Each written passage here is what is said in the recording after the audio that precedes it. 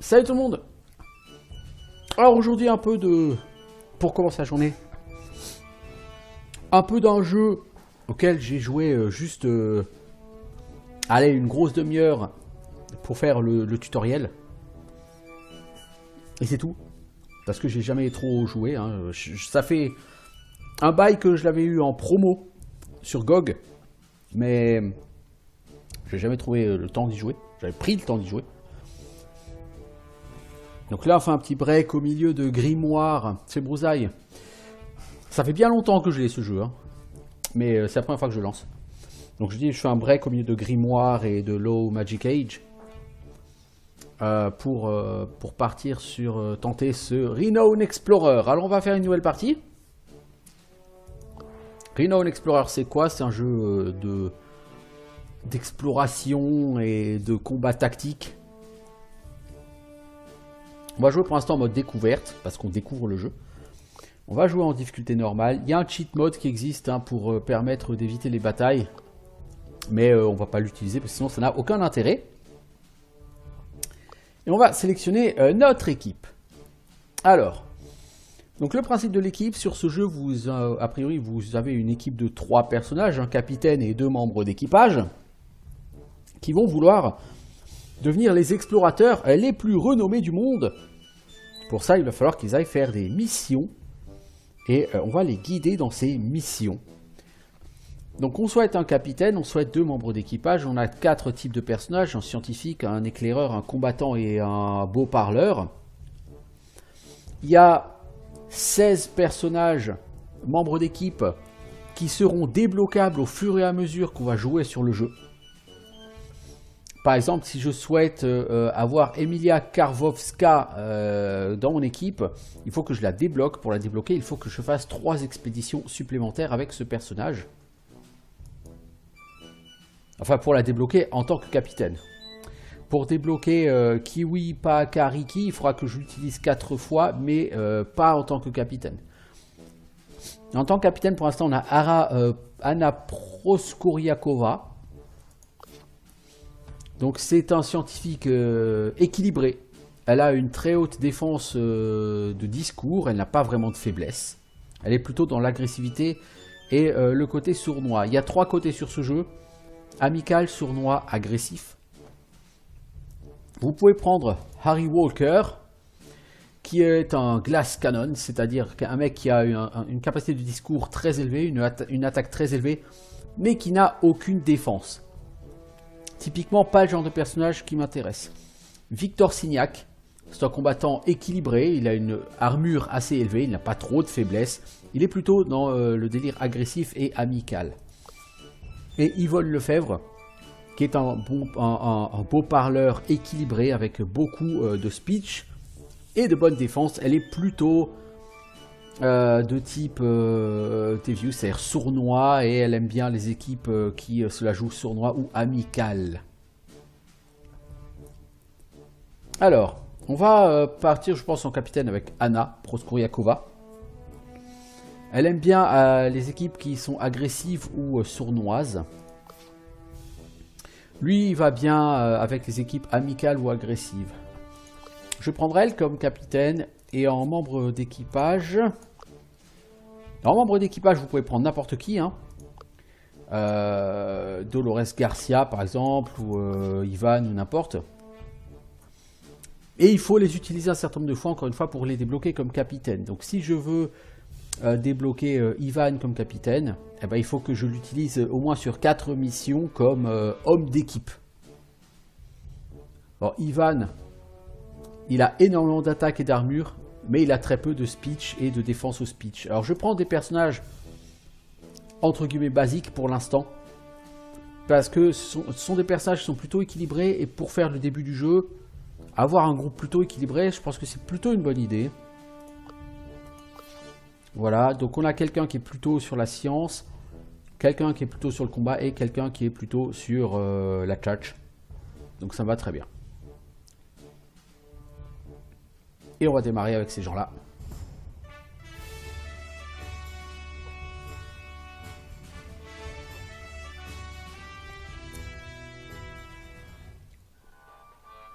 Je vais refaire le tutoriel, tranquillement, pour qu'on voit un petit peu ensemble comment fonctionne ce jeu. Alors, et voilà, vous venez d'obtenir votre carte de membre de la Société internationale des explorateurs renommés. Anna veut faire une belle entrée en matière et veut enquêter sur une apparition mystique, un cercle de pierre druidique. Alors notez, c'est pas ce que j'avais eu sur la... Et c'est très bien, c'est pas ce que j'ai eu sur le tutoriel que j'ai fait la première fois. J'avais eu un bateau viking. Alors, les rumeurs se disent que les druides celtiques agissaient comme une secte il y a longtemps. Alors, on va faire le tutoriel. Bienvenue dans Renown Explorers. Votre but est d'atteindre le plus de renom possible pour vaincre vos rivaux à la course du titre de l'explorateur le plus renommé. Renown Explorer utilise des concepts uniques. Pour atteindre votre objectif, il y aura besoin d'utiliser beaucoup de stratégies et de comprendre les mécanismes du jeu. Lorsque vous jouerez, souvenez-vous d'une chose. Renown Explorers est un jeu qui repose sur la découverte de trésors et d'histoires, mais aussi la connaissance des stratégies et des systèmes. Ok Bruce, il y a plusieurs tutos, bah là tu vois, je n'ai pas le même que tout à l'heure, mais c'est très bien justement parce que ça fournit une expérience de jeu différente. Le jeu a beaucoup de nouveaux concepts et propose un défi assez relevé. Vous apprendrez les concepts ici, ou si vous préférez, vous pouvez les apprendre à la dure directement en jouant. Alors on va commencer par apprendre les buts de l'expédition. Votre but est d'obtenir autant de renommée que possible pour devenir l'explorateur le plus renommé de l'année. En particulier, vous souhaitez battre l'explorateur actuellement numéro 1, Mathieu Rivaleux. Pour gagner de la renommée, vous devez trouver des trésors et collecter de l'or, du statut, de la recherche. Durant vos expéditions, vous pourrez collecter des ressources. De l'or, que vous dépenserez pour acheter de l'équipement, du statut, pour attirer un entourage. L'entourage seront des gens qui vont pouvoir vous permettre d'apprendre des perks, des compétences additionnelles. La recherche, que vous pouvez dépenser sur une espèce de mini-arbre de recherche. Et l'insight, le recul, ou je ne saurais pas trop dire... que vous pouvez utiliser pour gagner d'autres ressources. En gros, l'insight, c'est une ressource que vous pourrez aller échanger dans certaines villes contre des tokens qui vous permettront de gagner d'autres... des points de votre choix. Par exemple, si vous voulez acquérir plus de science, vous allez échanger des tokens d'insight contre des tokens de science. Si vous préférez gagner de l'or, vous échangez l'insight contre de l'or. Bref, c'est une ressource un peu plus libre en fonction de vos besoins. Rivaleux, oui, le jeu de mots avec rivaleux est bien trouvé, mais en même temps, je trouve que ce jeu, il est assez fun de ce que j'en ai vu au niveau de l'écriture. Alors, vous n'aurez pas nécessairement besoin de ces ressources immédiatement, mais quand vous commencerez à suivre d'autres expéditions, alors ces ressources commenceront potentiellement à devenir vitales. Elles fourniront également de la renommée. Ok, donc j'ai compris, il faut chercher de l'or, du statut et de la recherche. Vous n'obtiendrez pas directement des ressources, cependant. Durant vos expéditions, vous ferez des actions qui vous donneront des tokens. À la fin de votre expédition, ces tokens seront échangés pour des ressources que nous avons mentionnées. Par exemple, un token d'étude vous donnera de la recherche. Plus tard, vous pourrez améliorer vos tokens pour qu'ils offrent de meilleurs rendements. L'expédition se termine une fois que vous atteignez le but de l'expédition. Vous pouvez certainement trouver des secrets et d'autres trésors si vous explorez autant que possible. Alors, comment survivre en expédition?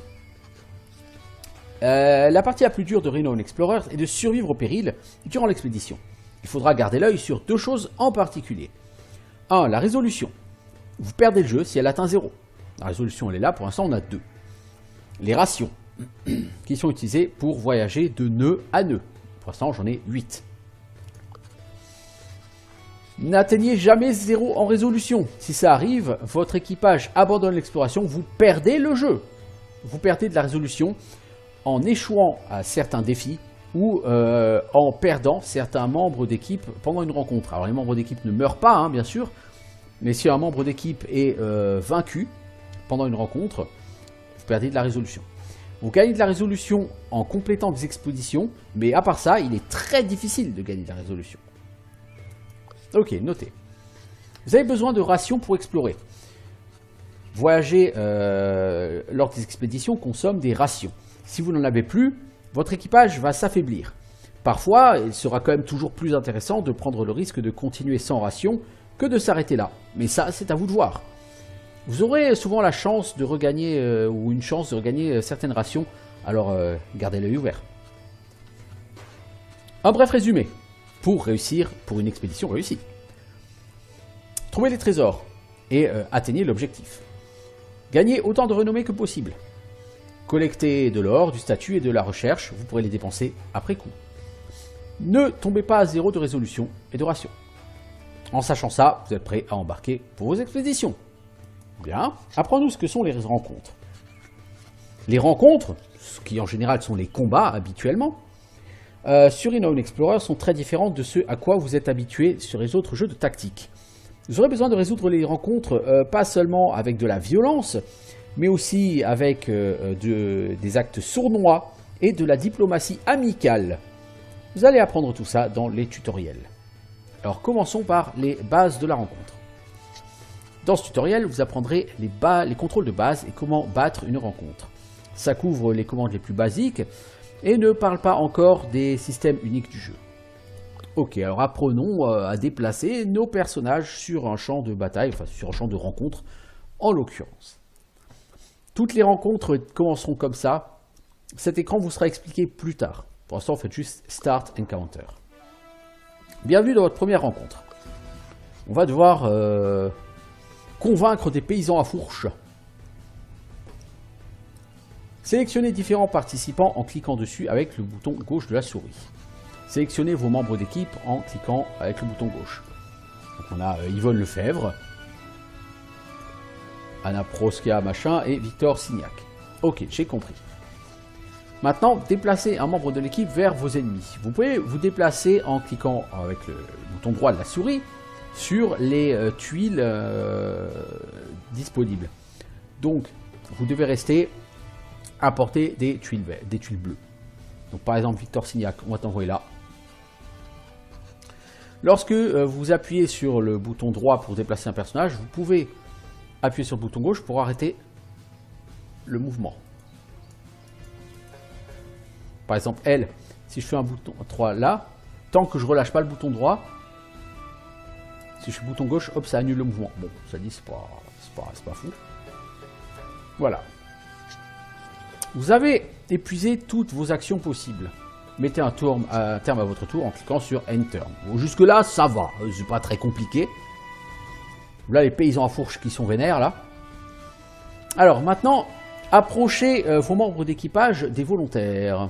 Donc les vilains, quoi. Une fois que vous avez approché un membre d'équipage suffisamment près d'un ennemi, vous pouvez utiliser ses capacités pour vaincre votre ennemi. Lorsque vous préparez à utiliser une capacité, vous pouvez avoir une vue sur ses effets. Voici les informations qui vous seront fournies. Alors, 1% de chance de réussite, si vous touchez ou si vous ratez. Une vue sur la quantité de dégâts de spirit, donc d'esprit. C'est l'équivalent des points de vie. Mais comme sur ce jeu, vous ne tuez pas les gens, ça s'appelle le spirit. Donc la quantité de dégâts, en gros, fait par la capacité. En 3, une vue de la manière dont votre capacité va changer les émotions de la cible. Les émotions différentes fournissent des effets différents. En 4, une vue de la manière dont la capacité va affecter l'humeur, en gros, de la cible. La positivité ou la négativité de l'humeur va déterminer s'il a des émotions plutôt positives ou négatives. Tout ça est un peu compliqué. On verra ça plus tard. Pour l'instant, le but c'est d'utiliser une capacité. Donc on va commencer par Victor Signac. On va le déplacer ici au contact d'un vilain. On voit qu'il y a plusieurs capacités en bas de l'écran. Il n'y en a qu'une seule qui est sélectionnable. C'est attaque. Donc c'est une action qui va me rendre agressif. Sans blague. Alors, en puissance, elle inflige 100% de mon score d'attaque en dégâts.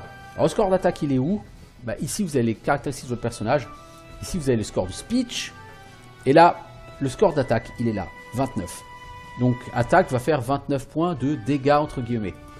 Le gars, il a Spirit 23. Donc logiquement, je le one-shot avec mon attaque.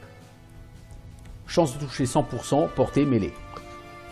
Je sélectionne la capacité. Effectivement, je vois à côté du mec 100% sur les chances de toucher. Je vois à côté le mec qui va être fâché si je l'attaque. Et je vois que sa barre de vie, elle va être totalement zappée. Voilà. J'ai vaincu un paysan à fourche. Vous avez vaincu l'esprit de l'ennemi par une attaque physique. Mais vous inquiétez pas, hein, durant une partie régulière, vous aurez d'autres possibilités pour vaincre vos ennemis. Pour l'instant, venez à bout de ces ennemis par des aptitudes offensives. Alors, elle, son aptitude offensive, elle est portée mêlée. Chance de toucher 100%, dégâts 21. La personne a 23 en spirit, donc elle ne pourra pas one-shot l'ennemi. Elle non plus d'ailleurs, elle a 20 en dégâts. Donc toi, on va t'amener ici. On va utiliser ton espèce de taser. Et donc là, vous voyez, sur la preview, il reste encore un petit bout de barre de vie qui ne sera pas bouffé. 100% de chance de toucher. Et la personne va être un peu énervée envers moi après coup. Chose qu'on peut comprendre. Et tu as quand même fait 24 points de dégâts. Je ne sais pas comment tu as fait plus de dégâts que 21, mais c'est très bien. Les ennemis sont vaincus, c'est une victoire. Une victoire agressive, on verra plus tard les différents types de victoires. Ça fait partie des tutoriels qui viennent après. Ok. Donc vous voyez, c'est du combat tactique, hein. La différence, c'est que les actions de combat ne seront pas souvent, ou ne seront pas régulièrement, des actions violentes. Parfois, vos attaques seront des petits bisous ou des trucs comme ça. Mais ça reste quand même un jeu de tactique, hein. Alors, une rencontre dans Renown Explorer est très différente de ce à quoi vous êtes habitué. Bon, ça, on l'a déjà vu. On va maintenant voir les attitudes. Si vous savez comment utiliser les compétences pour gagner une rencontre, le prochain pas est de regarder vos attitudes. Comme nous l'avons déjà mentionné, vous pouvez gagner les rencontres de plusieurs façons. Vous allez apprendre les 3 attitudes possibles, amicale, sournoise et agressive. Eh bien, commençons le tutoriel. Donc voilà, ça va nous être expliqué, cet écran. Donc cet écran, vous voyez que friendly, il y a une croix verte qui nous dit vous serez merveilleux. Sournois, il y a 3 petits points qui nous diront c'est ok. Et agressif, il y a une tête de mort qui dit vous serez un imbécile. Commençons la rencontre. Dans Renown Explorers, vous n'entrerez pas dans les rencontres que pour faire de la bagarre. Il y a aussi de la diplomatie et du mensonge. Votre équipage peut résoudre cette rencontre avec 3 attitudes différentes. Amicale, sournoise, agressive. Résoudre une rencontre avec une attitude différente affectera le cours du jeu ainsi que les récompenses. C'est là qu'effectivement il va falloir faire attention à ce qui était indiqué avant. L'interface d'issue du combat, qui est située en haut à gauche, vous montrera les conséquences si vous avez une attitude dominante à la rencontre. Regardons-la. Alors vous voyez que si on résout le combat avec une attitude amicale, la résolution sera très positive. On sera super. Si on la résout de manière sournoise, ça ira, ce sera ok. C'est pas mauvais, mais c'est pas super non plus. Et si on la résout de manière agressive, c'est très mauvais. Du coup, ça nous donne une idée sur la manière, l'attitude qu'on va devoir avoir pour résoudre cette rencontre. Donc comme vous le voyez, vous souhaitez éviter de finir cette rencontre avec une attitude agressive. De mauvaises conséquences sont indiquées par le crâne rouge, alors que de bonnes conséquences sont marquées par la croix verte. Donc vous préféreriez être plutôt amical, voire sournois. Maintenant, comment faire pour avancer vers ces attitudes? Eh bien, pour ça, vos membres d'équipage ont plusieurs capacités. Dans les tooltips des capacités, vous pourrez voir l'attitude qu'elles enclenchent, qu'elles engrangent, qu'elles provoquent, ce que vous voulez. Vous noterez que la première capacité est toujours agressive, la seconde sournoise, la troisième amicale. Je tiens un coup d'œil tooltip pour voir des attitudes. Donc elle, Anna Proskuriakova, son attitude d'attaque, la première attitude, effectivement, c'est agressive. Deuxième compétence, Terrify, c'est une attitude qui est sournoise. Et la troisième compétence, Try to Excite, elle est amicale. Et vous pouvez faire ça pour tous vos personnages. Le premier skill est un skill agressif, le deuxième un skill sournois, le troisième un skill amical. Ça, c'est noté. Lorsque vous utilisez une capacité sur un adversaire, ça influence l'attitude avec laquelle vous allez terminer. Les attaques augmentent votre barre d'agressivité. Utilisez les aptitudes, par exemple comme Terrifying, ça vous rendra sournois, etc. Essayez une capacité sur un adversaire et notez la manière dont ça change l'interface d'issue du combat. Alors on souhaite avoir une résolution amicale. Donc toi, est-ce que au niveau amical, tu as 100% de hit chance? Puissance 110 fois ton speech, c'est-à-dire 27. Les mecs ont 40 ont 23 en speed, donc logiquement tu vas one-shot ton ennemi. Donc toi on va t'emmener ici. Et tu vas essayer d'encourager ce cher monsieur. Donc vous voyez, si je cherche à encourager... Ah mais en plus c'est une AOE. Non, pourtant c'est pas une AOE.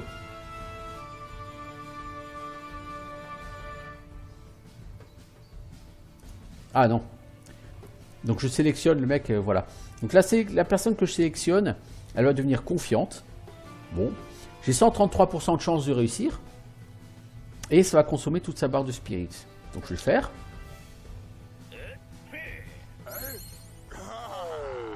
Voilà, j'encourage la personne, du coup elle ne veut plus se battre avec moi. Si vous regardez sur l'interface en haut à gauche, vous verrez que la barre de friendly s'est remplie. Toutes les capacités que vous ferez influenceront l'issue. Les capacités agressives comptent plus que les autres. Et vaincre des boss importants avec une certaine attitude compte encore plus lourd. C'est à vous de trouver le reste. Maintenant, vous savez comment avoir une certaine attitude. Mais c'est pas la seule chose qui doit vous aider à choisir la bonne capacité. Si vous avez une capacité d'attaque élevée, vous aurez plutôt intérêt à utiliser des capacités agressives. Si vous avez plutôt un speech élevé, ce sera plutôt les aptitudes amicales et sournoises qui seront meilleures. Par ailleurs, les ennemis, il faut aussi prendre en compte leur résistance. Donc quand vous sélectionnez un adversaire, vous voyez ici, vous avez une défense contre le speech. Donc là, la personne a 0 en défense contre le speech. En armure, elle a 100. Ce qui lui donne une réduction de 67% des dégâts des attaques agressives. Donc si lui, par exemple, avait utilisé son attaque de base, qui aurait fait 29 en attaque power en dégâts, en réalité, j'aurais fait que 33% de 29, c'est-à-dire 9 et des poussières en dégâts. Donc je l'aurais pas tué du tout. Donc il faut aussi garder à l'esprit que votre personnage il a peut-être une meilleure stat attaque que speech, mais l'adversaire il a beaucoup d'armure. Ouais, donc là le tutoriel nous le dit. Vous avez vu que la personne a beaucoup d'armure, donc vous voudriez plutôt éviter d'utiliser l'agressivité. Donc pour résumer les attitudes, finir le combat avec une attitude plutôt qu'une autre aura une conséquence sur la suite du jeu ainsi que les récompenses. Votre équipe peut être bonne ou mauvaise avec certaines attitudes. Effectivement, si nos persos ont tous des capacités, mettons, amicales, avec peu de chances de réussite et une compétence, enfin une caractéristique speech très faible, on va être très mauvais pour remporter nos combats avec une attitude friendly. Les ennemis ont différentes forces et faiblesses. Il vous faudra donc équilibrer vos forces et les récompenses. Terminez cette rencontre avec l'attitude que vous préférez, mais souvenez-vous des conséquences. Donc toi,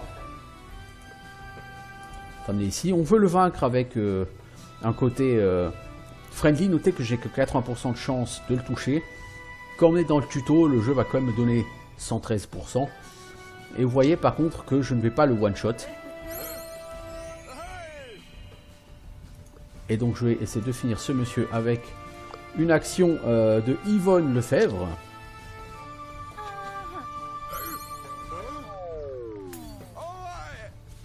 Ok. Donc la victoire est une victoire de type friendly. Donc c'est ce que je vous ai dit tout à l'heure, on avait une victoire agressive. Je ne vais pas rentrer dans les détails. Le tutoriel s'en charge. Et votre approche amicale a démontré sa valeur. Bien. C'était le tutoriel. Maintenant, on va se lancer dans une première mission. Alors, la première mission fait encore relativement partie du tutoriel. Même si vous n'allez plus être pris par la main comme ça. Donc, comment se présente le jeu? Le jeu se présente sous la forme d'une région dans laquelle vous arrivez, avec différents endroits à visiter. Ces endroits sont notés par des nœuds. Avancer vers un nœud vous coûte, comme c'est indiqué, Travel Costs 1 Supplies. Donc vous commencez, vous avez 8 rations. Donc vous pouvez visiter 8 nœuds. Il faut que parmi ces 8 nœuds, et en général en dernier, vous trouviez l'objectif qui est là, en l'occurrence ce cercle de pierre. Sur chaque nœud, vous avez une description de ce que vous avez une chance de trouver. Par exemple, le premier nœud là à gauche nous dit qu'il y a de l'or et de la recherche à trouver ici. Le nœud à droite nous dit qu'il y a de la recherche à trouver ici. Alors on va essayer de prendre le nœud où il y a 2 choses à trouver. Et donc à chaque nœud, vous allez avoir un petit event qui soit se résout automatiquement, soit nécessitera un jet de dés random, soit une rencontre. Alors, l'équipage trouve une formation rocheuse très très grande avec des herbes rares qui y poussent. Cependant, Anna reconnaît que les minéraux sont très utiles dans cette roche. Elle est curieuse d'en voir un petit peu plus. L'équipage fait donc maintenant face à un dilemme. Victor veut sauver les plantes pour la recherche. Anna veut étudier la roche, ce qui risquerait donc de détruire l'habitat des herbes. Alors, comme c'est Anna, le capitaine, la décision est faite, on va miner tout ça. Victor dit ok contre son gré, et l'équipage mine la roche, détruisant l'habitat de l'herbe. Après avoir détruit la roche, vous ne trouvez rien. Il n'y a que des minerais que vous pouvez utiliser, mais l'herbe valait probablement plus. Du coup, on gagne un token de collect, qu'on pourra échanger contre 11 à 16 gold. Bon. Alors, si on va tout droit, on aura un challenge de nature, où un athlète, un naturaliste ou un survivaliste a plus de chances de réussir. Et à droite, on aura un challenge de nature, où là c'est la même chose, un athlète, un naturaliste ou un survivaliste pourrait être utile. Pour ça, en savoir plus sur le personnage, vous cliquez sur leur tête, voilà, vous voyez leur stats. Donc Victor Signer, lui, il est tacticien. Elle est naturaliste. Elle est charmeuse. Donc les Nature Challenge, c'est plutôt pour les athlètes naturalistes ou les survivalistes. On n'a pas d'athlète, on n'a pas de survivaliste. Par contre, on a un naturaliste. En l'occurrence, c'est notre capitaine, Anna. On va aller de ce côté-là pour voir. Donc notez qu'effectivement, ça consomme des rations à chaque fois. Alors voici une falaise dans la forêt. Surgit de nulle part au milieu de la forêt, une haute falaise se tient devant vous. Une telle rareté géologique contient généralement des trésors exceptionnels. Anna ordonne au groupe de fouiller autour. Nous examinons la colline, la falaise. L'équipage a un plan d'action. Victor mentionne qu'il y a beaucoup de choses à trouver au pied de la falaise. Peut-être un survivaliste ou un athlète pourrait être capable de grimper et de chercher des trésors plus spécifiques. Alors nous n'avons pas de survivaliste ni d'athlète. Pourtant il me semblait que si on avait un survivaliste. En tout cas Anna, elle, ne veut pas prendre le risque de grimper. Donc on va chercher au pied de la falaise. Après une recherche assez longue, Victor finit par trouver le vrai trésor, lequel mérite d'être amené à la maison. Alors nous avons 33% de chance d'avoir un quartz druidique, 33% de chance d'avoir une ammonite fossile, et 33% de chance d'avoir une pierre de soleil. Et nous avons la Sunstone. La Sunstone nous donnera 58 de renommée, c'est bien, et 1 point d'insight. Ça, c'est très bien. Un cristal clair utilisé par les Vikings. Alors, ça donne un jeton d'étude quand un penseur rapide réussit sur la carte, sur la roue d'aventure. La roue d'aventure, on la verra certainement plus tard. Et 10 tokens de collecte. Donc, 10 tokens de collecte, ça va faire beaucoup d'or à la fin de la partie, c'est très cool. Une trouvaille fantastique. Vous allez être envié par beaucoup d'explorateurs renommés avec une telle rareté. Une telle découverte est sûre d'être appréciée. Alors, l'équipage retourne alors vers le Grand Prix de l'île, le cercle druidique. Nous avons trouvé un jeton de Discovery. Il nous reste 6 actions. Bah, on va aller là. Il n'y a rien a priori à trouver là, mais il y a quand même toujours quelque chose au nœud. Alors, nous avons trouvé la cache secrète. Bravo, vous avez trouvé la cache secrète de cette expédition. Sur chaque expédition, il y a une cache secrète à trouver. En cette occasion, le destin vous sourit. Vous trouvez... Donc là, vous choisissez soit de l'or, soit une découverte, soit un secret. Donc vous choisissez le type de token que vous voulez. Moi, j'aimerais bien une découverte. Donc ça m'a donné un token de Discovery. Les tokens Discovery donnent de l'or et de la recherche. Et un peu de renommée.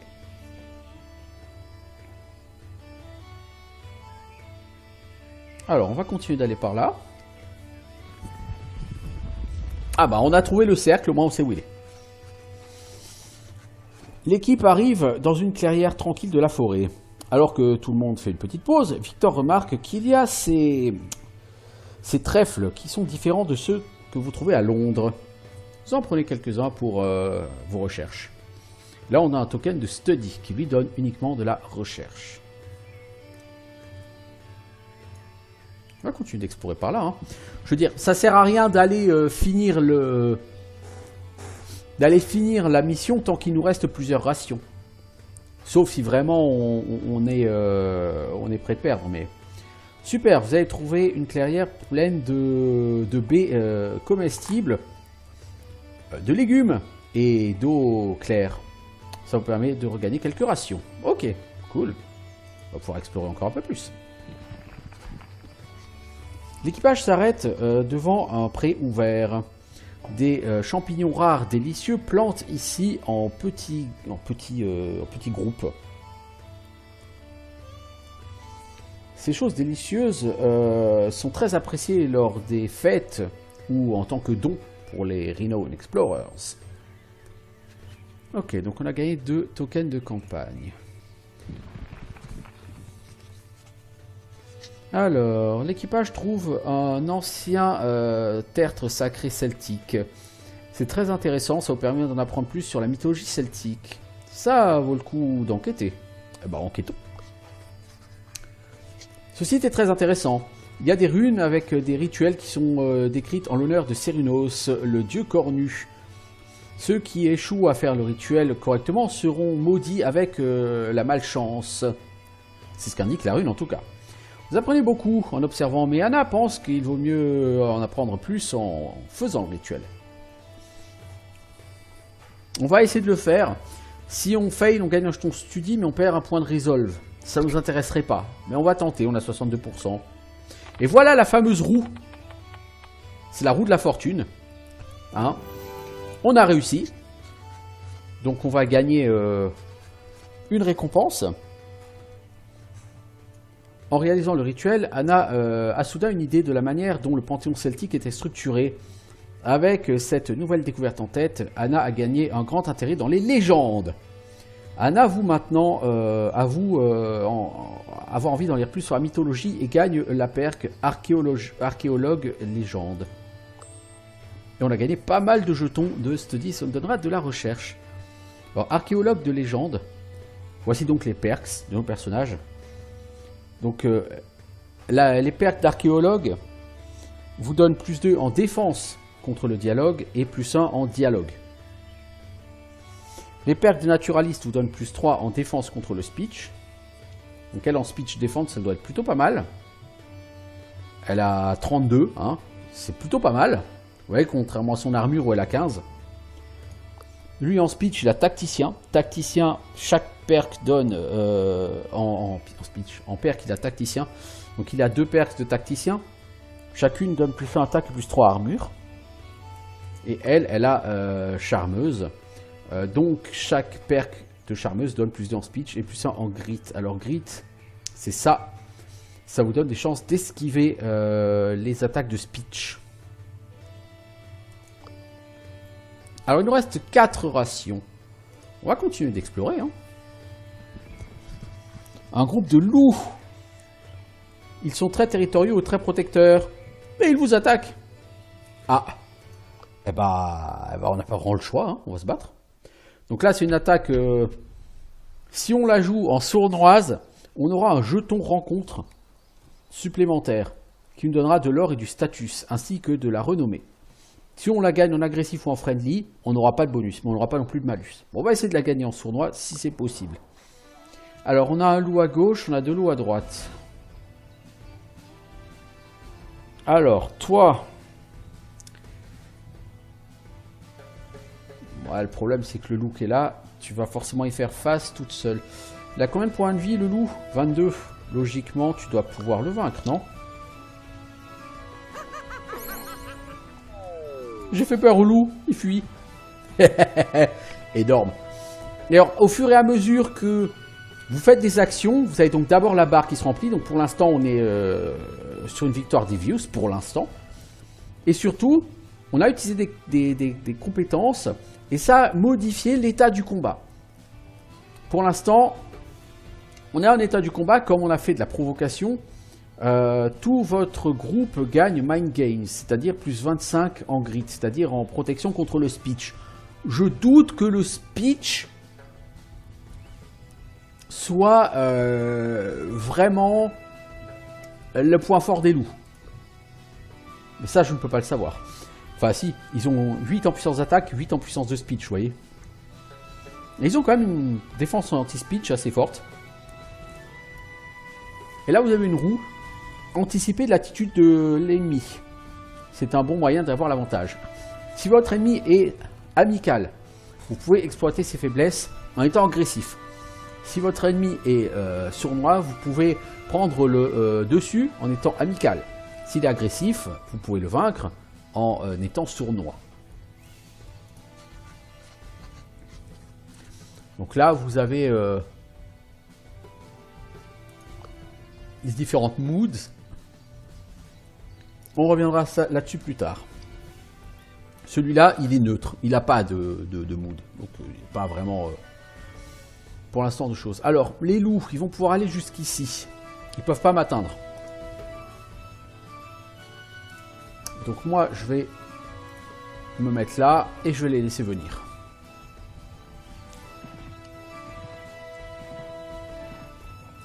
Voilà. Alors... Toi en speech et toi calme-moi. Logiquement, si tu essayes d'attrister ce loup, tu n'arriveras pas à le vaincre.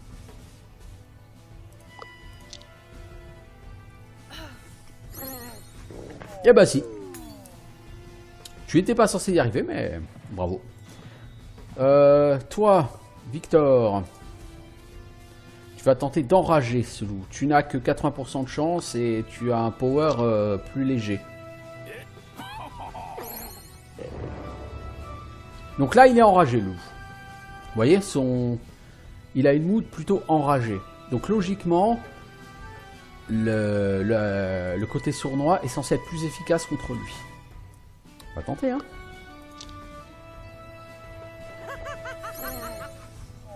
Et voilà, le loup est vaincu, on a abattu les ennemis, on a gagné la rencontre d'une manière devious, donc on a gagné des tokens supplémentaires. On aura de l'or, du statut. Et Yvonne,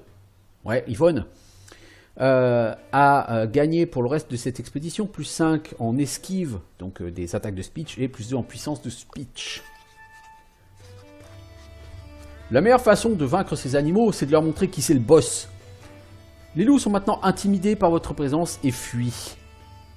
Ils fuient comme des petits chiots. Mais ils fuient en toute sécurité. Alors, Si on vient là, 1, 2, 3. Donc je vais venir là. Ensuite, je viendrai là avec la deuxième ration. Et la dernière ration nous emmènera normalement ici. On aura donc exploré un maximum de choses. Alors, l'équipage entend une autre personne dans les bois. Pour ce qu'en sait Anna, il n'y a pas de village à proximité. Qui est cette personne? Vous regardez. Un membre de l'université. Elle est étonnée par votre apparition soudaine, mais est impressionnée par votre statut de membre des explorateurs renommés. Je cherche des antiquités de la culture celtique, mais je suis intéressé par toutes les histoires. Égypte, Caraïbes, enfin tout ce que vous voulez quoi. Peut-être puis-je vous donner de la documentation. Cette novice, bah, il faudrait peut-être qu'on la questionne d'abord. Anna commence à poser des questions. Quelle était la capitale de l'Égypte en 2354 avant Jésus? Le panthéon grec, l'histoire de la conquête ottomane. Toutes les questions trouvent une réponse correcte de l'étudiante. Elle sue lourd sous la pression d'Anna, mais elle réussit ce test. Elle peut nous accompagner. Elle est ravie. J'ai toujours voulu aider les explorateurs renommés, mais je ne veux pas vous laisser tomber, vous ferez de superbes découvertes, je le sais. Elle ajoute ses papiers à votre recherche. Nous gagnons donc des jetons de study et de tokens. Donc la personne ne nous accompagne pas physiquement, hein. Alors, ici on a une upgrade, parce qu'on a une flèche, parce qu'on a été fort. On peut choisir soit d'upgrader une perk de naturaliste, soit une perk d'ingénieur. Pour l'instant, je crois pas qu'on ait d'ingénieur. Donc on va prendre la perk d'ingénieur. Alors c'est ingénieur, tinkerer, bah c'est ingénieur quoi. Que fait cette perk en particulier? Aucune idée. On va la débloquer. Ça nous apprend un nouveau skill, expérimentation. Donc c'est une aptitude agressive qui fait peu de dégâts, qui a 100% de chance de toucher, qui fonctionne à 2 tuiles de distance, qui a 4 tours de cooldown. Elle affecte les ennemis dans le cercle ciblé, donc c'est une AOE, d'où les dégâts plus faibles.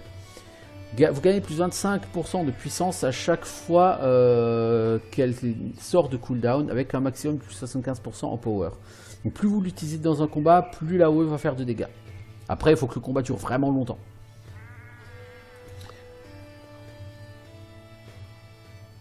Donc j'aurais pu regarder quelle était la compétence gagnée en venant ici. Bon, peu importe. Voilà. Alors, j'ai dit il me reste 2 rations, donc je vais aller ici et ensuite j'irai sur le cercle druidique. L'équipage marche toujours tranquillement dans la forêt. Lorsque vous entendez des bruits dans les buissons, vous regardez ce qui cause ces bruits. Un cerf blanc! Quelle vue fascinante! Non seulement c'est une observation extrêmement précieuse, mais les histoires qui vont avec impressionneront les explorateurs renommés. Et hop, encore des tokens. On fait vraiment une moisson de tokens là, c'est très très bien. Alors il y a des nœuds qu'on n'a pas explorés, hein. Pour moi, c'est toute la richesse de ce jeu, c'est qu'il y a beaucoup de nœuds à explorer. Vous ne pourrez pas tous les explorer. Et on va vers le bout, où on va rencontrer Monsieur Rivaleux, je suppose. Le cercle druidique doit être quelque part autour. En y arrivant, vous mettrez un terme à votre expédition. Vous pouvez toujours revenir à cet endroit si vous continuez plus tard, hein. Voulez-vous y aller tout de suite? Oui, puisque j'ai plus de ration, donc j'ai pas vraiment le choix. Alors... L'équipage cherche vigoureusement fouille vigoureusement la forêt. Il ne vous prend pas longtemps pour trouver un cercle de pierre qui se tient debout. Le menhir principal, couvert de runes, aura peut-être des informations valables à étudier. Ça va certainement vous aider dans votre réputation d'explorateur renommé, mais vous entendez malheureusement un rire familier. Derrière vous se tient l'explorateur français Rivaleux, considéré comme étant le plus prometteur des explorateurs renommés. Il est arrivé juste avant vous. Et merci les amateurs. Alors comme indiqué par la règle 24B du mandat d'explorateur, les explorateurs devraient s'aider les uns les autres. Tout ce qu'il me faut, c'est amener ce menhir pour impressionner une dame. Je lui ai expliqué tout le travail que j'ai fait quand même pour en arriver là. Rivaleux a l'air amusé. Oh, s'il vous plaît, explorateur, nous savons tous les deux que ces trésors sera mieux entre mes mains. Permettez-moi à mon compagnon un petit peu sournois, Amir Akhtar, de vous l'expliquer en des termes plus clairs pendant que je me barre avec le menhir. Eh, une minute. Avant qu'Anna puisse arrêter Rivaleux, Amir vous arrête. Quel est votre problème, l'ami? Ouais, mon Dieu, pas besoin de crier, hein. Et on va lancer une rencontre de rang 2 étoiles. C'est-à-dire plus difficile. Genre vraiment difficile. Alors, vaincre le boss. Friendly, c'est pas bienvenu. Amir pensera que nous sommes faibles. Sournois, c'est très bienvenu. Agressif, bof, moyen. Alors, il y a beaucoup de monde, et il y a ici une personne qui sera le boss, qui sera Amir. Généralement, le boss ici, il tape beaucoup plus fort. On va commencer par essayer de liquider ces gens derrière. Le problème, c'est qu'on ne peut pas envoyer plus d'une personne dessus. Et comme ils sont deux, c'est pas un bon plan. Alors, toi, tu viens vers où? Toi, tu peux atteindre deux de nos personnes. Donc, je vais envoyer plutôt elle, là. Il faut qu'on essaye d'être devious, hein.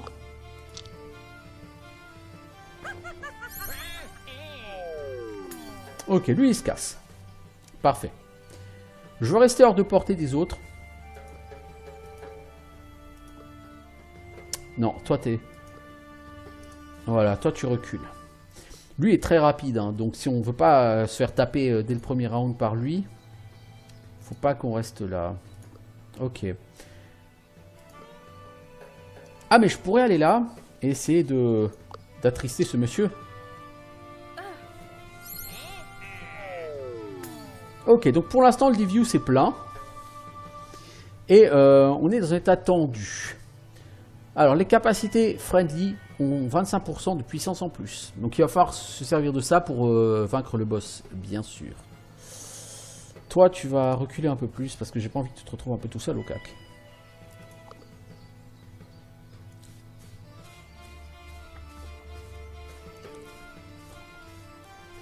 Alors bien sûr on voudrait flinguer le boss en premier. Avec tous ses potes ça risque d'être compliqué. Alors, toi, je vais essayer de te terrifier. 80% de chance de réussite. Ah. Ok, il est un peu effrayé. Un peu.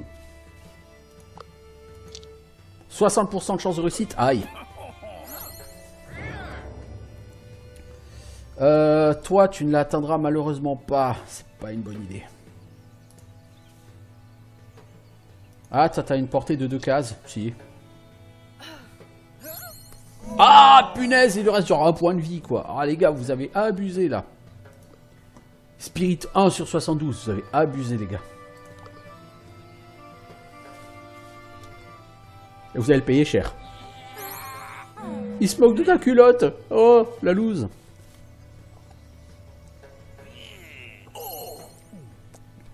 Oh, il me fait peur. Je pense que lui, il va prendre très cher, mon gars. Il est très mal placé. Alors pour gagner ce combat, il suffit de tuer le boss. Hein.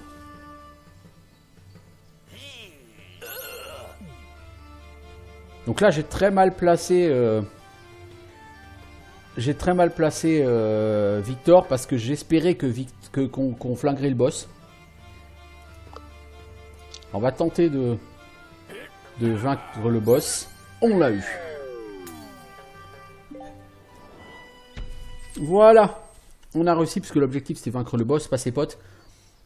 On a réussi de façon sournoise, du coup on a gagné 2 tokens supplémentaires et jusqu'à la fin de cette expédition, toi tu gagnes Victor 5 grit et 2 en speech power. Bon, comme l'expédition se termine, ça nous fait une belle jambe, mais bon.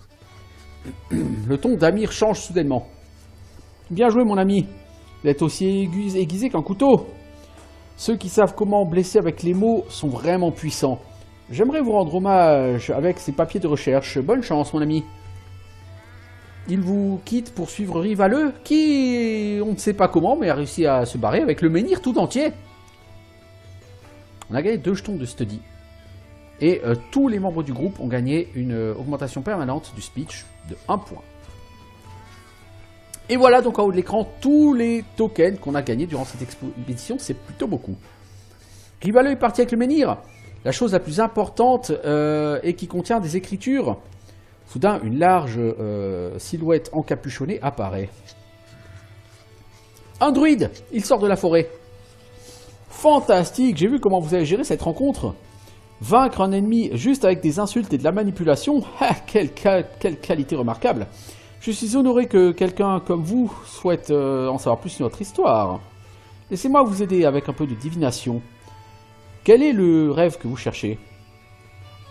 Alors, je vais dire, je cherche la connaissance. Alors, 13% de chance de gagner un trésor, la griffe de Baryonyx. 13% de chance d'avoir un casque à cornes celtique et 75% de chance d'avoir un saphir des mers. À la science, une noble cause. Je pense que la Terre est excitée à l'idée d'être découverte. Donnez-moi une minute. Il vous mène jusqu'à un endroit où vous devez creuser. Vous y trouverez des métaux rares et un trésor unique. Ça va être le saphir, hein. Et non, c'est le casque, plutôt pas mal. 75 en renommée, 2 points d'insight, c'est très très bien. Plus 4 à 6 de recherche des jetons rencontres. Et des jetons rencontres, on en a quelques-uns, on en a 5, c'est très très bien. Et plus 2 jetons rencontres. Parfait. Donc ça va nous rapporter plutôt beaucoup. Avec cette dernière trouvaille, votre expédition se termine tout de même sur une bonne note. Cependant, il est clair que si vous voulez être l'explorateur le plus renommé, il va falloir battre Rivaleux. Maintenant, c'est personnel. Rentrons à Londres. Voilà, nous avons exploré les Highlands.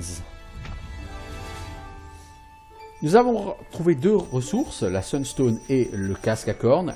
Et ici, donc, les tokens vont être transformés en ressources brutes. Alors, on a gagné 2 resolve, 185 points de renommée, 161 de recherche, 175 statuts, 338 gold. Et donc là, on a un titre du journal du jour. Un endroit exotique a été découvert dans les îles irlandaises par l'explorateur prometteuse, en l'occurrence, Anna Proskoriakova. Nous sommes Sly Scholar. Alors au niveau du classement des explorateurs, Mathieu Rivaleux est premier avec 2500. Nous sommes 9e avec 185. Sur le premier tutoriel que j'avais fait, j'avais dépassé les 200. Bon, bah c'est pas grave, hein. De retour à Londres. Très bon boulot. Le bureau de la Société internationale des explorateurs renommés est impressionné par vos compétences d'exploration. Pour avoir réussi cela, Maître Pinkerton vous a donné une amélioration de votre vaisseau, de votre avion, qui vous permettra de porter plus de rations. Alors, parfait. On va voir le tutoriel de la carte du monde. Donc ça nous donne 50 points de renommée, 1 point d'insight, et nous gagnons de manière définitive 2 supplies de plus. Nous passons donc à 10 supplies de plus pour l'instant. Pinkerton vous dit: nous sommes ravis que vous souhaitiez devenir l'explorateur numéro 1. Cependant, je me demande si vous allez pouvoir vaincre le déjà très fameux Rivaleux. J'espère que vous trouverez beaucoup de secrets pour vous aider dans vos objectifs. La société a beaucoup de pistes sur l'endroit où pourraient se trouver ces secrets. Vous pouvez faire 4 expéditions de plus avant que la société n'élise le prochain explorateur le plus renommé. Alors, faites en sorte de les faire bien.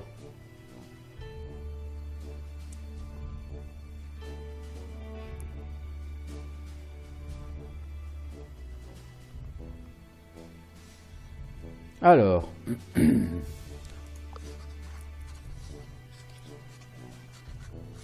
Donc maintenant, repensez à ce que vous pouvez faire comme action.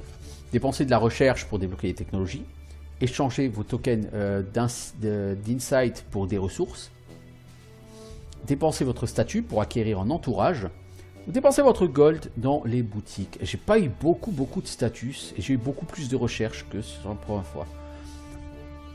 continuez à faire des expéditions prestigieuses et répétez tout ça jusqu'à ce que vous battiez cette espèce de clown français rivaleux.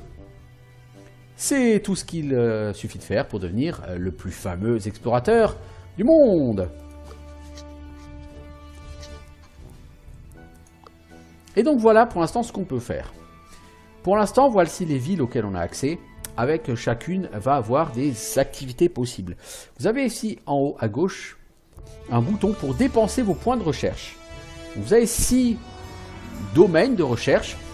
L'histoire, l'observation, l'anthropologie, la psychologie, l'ingénierie, les sciences de la nature. Pour débloquer l'anthropologie, il faut avoir complété 2 expéditions. La psychologie aussi, l'ingénierie aussi, les sciences de la nature aussi. Pour l'instant, je peux débloquer l'histoire ou l'observation. L'observation permet d'avancer au travers des recherches plus vite. L'histoire permet d'avoir de meilleurs rendements de tes actions dans les villes. L'anthropologie te permet de focaliser sur certaines attitudes. La psychologie te permet d'être plus renommé via le statut. L'ingénierie si tu veux être plus renommé via l'or. Et les sciences si tu veux être plus renommé via la recherche. On va commencer, généralement, je préfère sur ces jeux, commencer par développer la ressource qui me permet de développer plus vite cette ressource. Donc là en l'occurrence, ça me permet d'avancer au travers des recherches plus vite. Observation, donc on va prendre observation. Donc, se concentrer sur l'observation permet de résoudre les énigmes du monde. C'est une idée très importante de la science moderne. L'équipage a la capacité de spécialiser un membre de l'équipage dans cette science. Alors ça sera une perque d'archéologue, de naturaliste ou d'ingénieur. Je crois que c'est Anna, hein. Elle a déjà pas mal de perques dans ce domaine. Anna va étudier dur pour ses capacités scientifiques. Elle est déterminée à devenir un expert. Le problème, c'est que vous ne saurez pas forcément ce que valent les perques. Mais on va prendre une perque d'archéologue. Pourquoi pas? Dans quel domaine? Histoire, excavation, architecture, symbolisme ou occulte? Excavation. Voilà, tu as appris cette perque. Tu ne sais pas ce que c'est. Ça, c'est un peu ce que je reproche au jeu. Mais j'ai appris cette perque. Il me reste 151 points de recherche. La prochaine recherche me coûte 15 points de recherche. Je pourrais aussi débloquer l'histoire, hein. Et je pourrais débloquer ça. Donc ça fait beaucoup penser tout ça à l'arbre des doctrines de civilisation 5. Quand vous avez des points de culture, vous débloquez des doctrines. Et donc vous avez plusieurs paliers de doctrines. Ça ressemble un petit peu à ça. Alors, à terme, là, tu auras sens de scientifique, plus un jeton de study quand tu entres dans un nœud de challenge de ton choix pour la première fois. Pas mal. Stockage amélioré, gagne 2 capacités de ration, c'est énorme. Laboratoire allemand, tu gagnes 2 jetons d'études quand tu dépenses de l'insight à Berlin. Ah! Alors là, pour l'instant, l'insight, je ne vais pas forcément le débloquer, le dépenser que sur la recherche.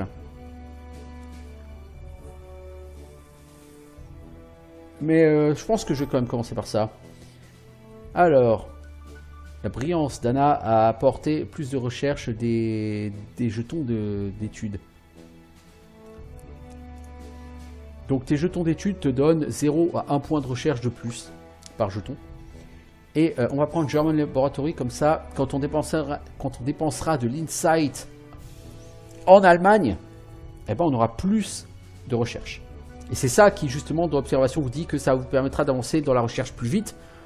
C'est que d'un côté, vous aurez plus de rations, donc ça vous permettra d'explorer plus, donc d'avoir plus de tokens. Et d'un autre côté, avec les tokens d'insigne, enfin d'insight plutôt, bah, tu auras plus de recherche. Alors la prochaine recherche coûte 35 en recherche, donc je vais prendre ça.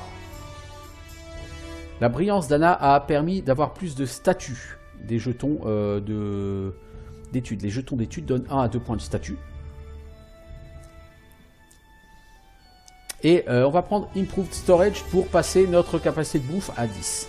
Et maintenant, on gagnera même du gold des jetons de study. Donc les jetons de study vont être clairement les jetons qu'on va favoriser. Enfin, favoriser. Ce sont des jetons qu'on va beaucoup apprécier. Il nous reste 31 points de recherche. La prochaine recherche coûterait 60 gold. Enfin, 60 gold, 60 points de recherche. Donc il nous manque 30 points de recherche pour pouvoir aller la mener. On a gagné l'équivalent d'un niveau aussi sur nos personnages. Donc Victor Signac, soit je te prends tacticien militaire, soit je te prends diplomate politique.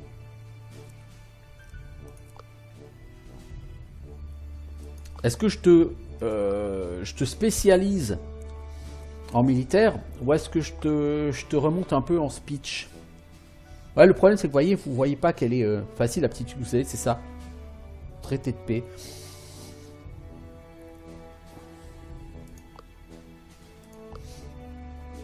Je vais t'équilibrer un petit peu plus, toi.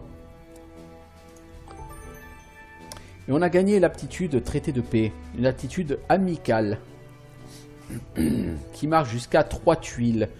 La cible devient excitée si elle est d'humeur positive, ce qui lui donne plus 25% en speech. Affecte les ennemis à l'intérieur du cercle, donc c'est une AOE. Ajoute 3 unités amicales à l'humeur de la personne et ça met un debuff qui donne moins 20% à l'attaque. D'accord, donc en fait tu lances ça sur l'ennemi, il devient plus fort en speech, par contre il perd beaucoup en attaque. Ok, ouais, bon, je sais pas si c'est tellement intéressant. On verra à l'usage. Yvonne Lefebvre, toi tu peux t'améliorer en Rogue ou en Beguiler. On va t'augmenter un peu Rogue, on va essayer de... Donc Rogue, ce que ça fait, c'est que ça donne de l'attaque power et des chances d'esquive lorsqu'on t'attaque avec du speech. Si on avait pris Beguiler, tu aurais gagné du grit aussi, mais tu aurais gagné de la puissance de speech. Et on débloque la compétence déridée. Deride. C'est peut-être pas déridé en fait, hein, mais ça enrage la cible si elle est d'humeur négative. Ça lui donne moins 25 en armure si elle est d'humeur négative. Ça soigne ton esprit de 50% des dégâts infligés. Donc c'est-à-dire 125% du speech, hein, c'est plutôt pas mal. Et ça augmente l'aggro. Donc il y a visiblement une notion d'aggro. Pourquoi pas, hein. Alors, donc si on veut gagner de la recherche, on va à Berlin. Alors avec un insight, on reçoit 5 jetons de study. C'est-à-dire 20 à 40 en recherche, 10 à 20 en statut, 5 à 10 en gold. On va le faire. On a 26. Eh, c'est con, ça suffit pas. Bon, on va mettre un deuxième point d'insight là-dedans. Ok. Et du coup, on peut s'acheter cette recherche-là. Alors, Anna entraîne tout le monde à faire plus attention lorsqu'ils explorent les contrées sauvages. L'expédition apprend à connaître... apprend à aller vers des endroits pleins de découvertes à faire. Alors... Tu auras droit à un extra good look sur certains types de challenge. C'est-à-dire plus en study quand tu gardes. Alors soit un challenge technique, soit un challenge de ruse, soit un challenge culturel, soit un challenge de nature. On va dire nature. Et ça te permet de gagner plus de gold sur les studies. Ok, nous maîtrisons maintenant l'observation. Tu choisis soit plus 50% en Renold du gold, de statut ou de la recherche.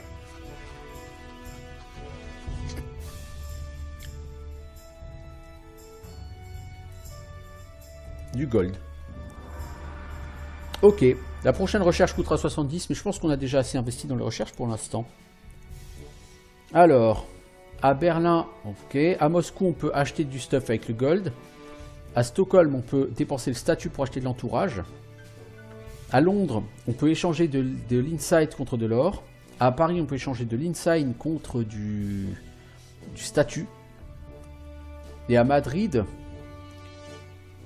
on peut acquérir un entourage avec du statut pour améliorer les revenus de nos tokens ou les revenus de nos rencontres. À Stockholm, l'entourage qu'on peut gagner, c'est pour améliorer le revenu de nos tokens ou gagner des perks. Plutôt c'est de gagner des perks. Oh, ils sont pas très chers. Ah, les spécialistes ici. Donc vous avez les gens qui vous aident. Ils vous permettent d'améliorer les rendements des jetons. Donc soit or, soit statut, soit recherche. Les spécialistes, eux, vous donnent des perks. Donc le premier coup de Mound donne plus 1 ou plus 1 jeton de collecte lorsque vous avez un rogue niveau 2 ou 5 qui réussit sur la roue d'aventure. Et il vous donne une perque de rogue. Ça m'intéresse assez. Vous avez les spécialistes de rang 2, etc. que je ne peux pas encore m'acheter. 3, 4. Pour améliorer et avoir des spécialistes de meilleur rang, il faudrait que je dépense 50. Pour l'instant, je ne suis pas là. Lui m'intéresse pourquoi?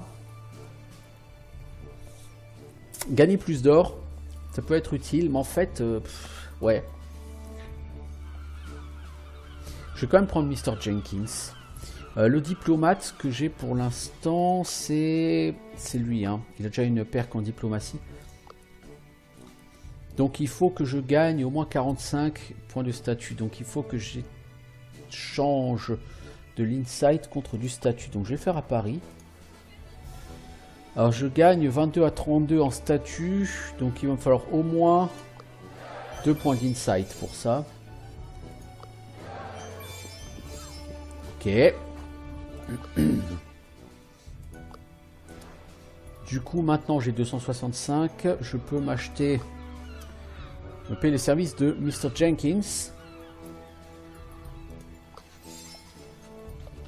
Le majordome de Buckingham est si compétent qu'il a lui-même un propre majordome qui veut vous enseigner l'étiquette ou customs. Ce sera Victor qui va prendre une perque. Étiquette ou coutume? Coutume.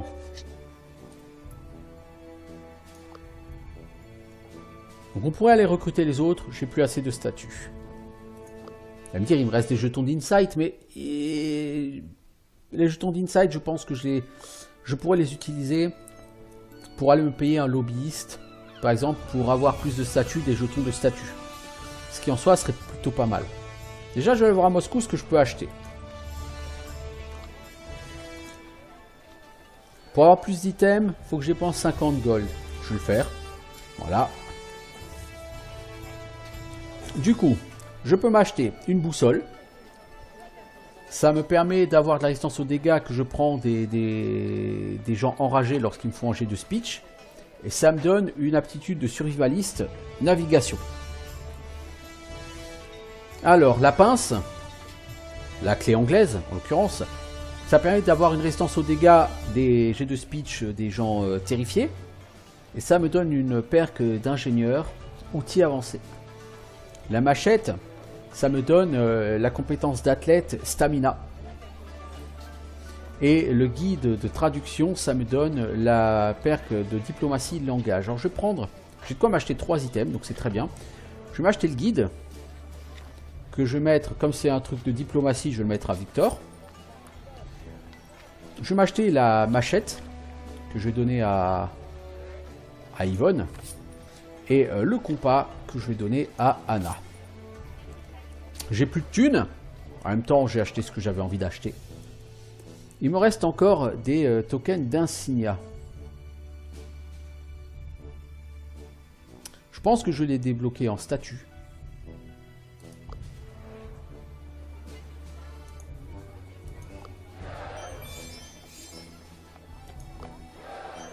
Voilà, et du coup je peux m'acheter un helper. Ici, je prends le lobbyiste. Voilà, donc j'ai déjà l'étudiant qui me donnait 0 à 1 point de recherche de chaque token de recherche. Maintenant le lobbyiste qui me donne 1 à 3 points de statut des tokens de campagne. J'ai plus de ressources à dépenser. Donc vous pouvez aussi, plutôt que de cliquer sur la carte, vous pouvez cliquer ici sur les boutons en bas pour aller faire les différentes actions. Et une fois que c'est fini, vous cliquez sur Choose Expedition. Notez que du coup je passe à 252 en renommée. Je suis toujours 9ème, mais c'est quand même mieux que ce que j'avais avant. Donc là vous pouvez voir les trésors que vous avez. Ici vous voyez votre entourage, donc les gens, les spécialistes qui sont avec vous ainsi que ceux qui vous accompagnent. Le guide de référence et ici les options. Donc après vous choisissez une expédition. Vous en avez 4 disponibles. Les îles irlandaises, on l'a déjà fait. Il nous reste le fort hongrois, le mystère malien et les îles des Caraïbes. Et bien ça, ce sera pour une autre fois, parce que là, ça fait plus d'1 heure que j'y suis. Certains persos gagnent plus de choses avec les insights. Ok. Il faudra faire attention, effectivement, Brousaille. Pour l'instant, je ne me suis pas vraiment penché plus que ça sur le jeu. Donc je vais arrêter là cette première présentation de Renown Explorers, qui a l'air d'être un jeu vraiment sympa. Ça varie beaucoup des jeux de tactique habituels, et c'est plutôt pas mal parce que les jeux de tactique ont tendance à être un peu, je ne veux pas dire redondants, mais voilà, là on a vraiment quelque chose de différent, avec un emballage différent, avec plus d'humour, avec un côté plus exploration, plus gestion de ressources, etc. Qui me plaît bien. Donc je rejouerai peut-être sur le stream, hein, pourquoi pas, parce que après tout c'est un excellent jeu. Donc je vais faire une petite save. Voilà. Et je vais arrêter là pour ce jeu.